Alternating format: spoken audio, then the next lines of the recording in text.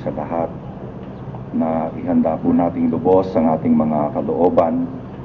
Tayo po ay sama-samang lalapit sa Diyos at ipagtatagubilin ang gampaning ito sa pamamagitan po ng panalangin. Sama-sama po tayong manalangin.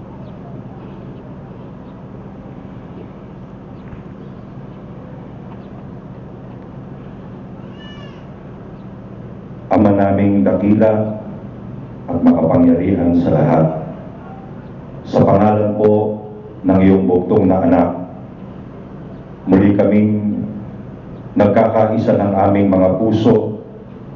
Lumalapit kami sa iyo sa araw na ito, Ama. Minsan pang sama-sama kaming nagpapasalamat dahil sa lahat ng mga kabutihang lagi mo pong ipinapadama sa aming mga naglilingkod sa iyo. Salamat po, Ama, sa damdamin ng pag-ibig na aming nararamdaman sa aming mga puso. Isang kapatiran kami, pinagsama-sama mo. Hindi man kami magkakalahi at magkakakilala, nararamdaman namin sa puso ang pagmamahal ng magkakapatid. Salamat sa iyong mga salita na itinuro mo sa amin, Panginoon, upang kami makaramdam sa aming mga puso ng buong pagtitiwala sa iyo.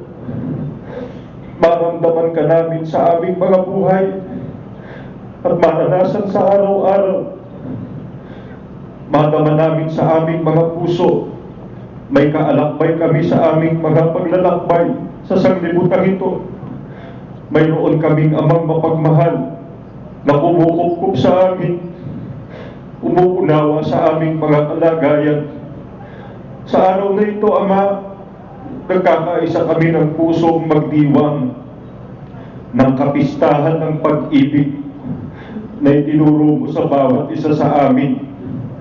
Sana po, Panginoon, samahan mo ang bawat isang anak mong nagsisikap makagawa ng pinakamaliit na maibabahagi upang aming sama-samang maiparamdam ang pag-iibigan sa isa't isa, sa ikatitibay ng aming mga puso, ng pag-asang nasa aming mga kalooban sa pagpapatuloy sa aming mga paglilingkod sa iyo. Marapatin mo nawa, Ama, ang aming sama-samang mga paggawa.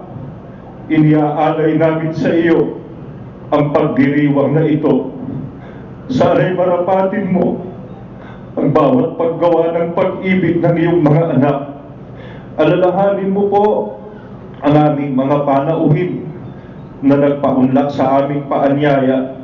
Sana po, Panginoon, tulungan mo rin ang bawat isa sa kanilang maunawa ng kanilang mga puso gaano kadakila ang Diyos na dapat namin paglingkuran at pagtiwalaan at sundin sa buhay na ito, sa pamamagitan nawa ng sama-samang paggawa ng iyong mga anak. Maunawa nila ang nagagawa ng iyong mga salita sa buhay ng bawat sumasampalataya, at sa huli magkasama-sama po kaming maglingkod sa iyo. Taglay sa puso ang pag-asang ikaw ang Diyos na magtatawid sa lahat ng aming pagdadaanan sa buhay na ito. Mihingi kami ng tawad sa aming mga pagkukulang at pagkakamali. Ngayon kami po'y nagpatawad na sa mga nagkamali sa amin. Samahan mo kami sa buong maghapong ito, Ama, at paghariin mo nawa ang iyong kapayapaan sa lahat ng mga dako. Binubuksan namin sa iyo ang aming mga puso. Muli sa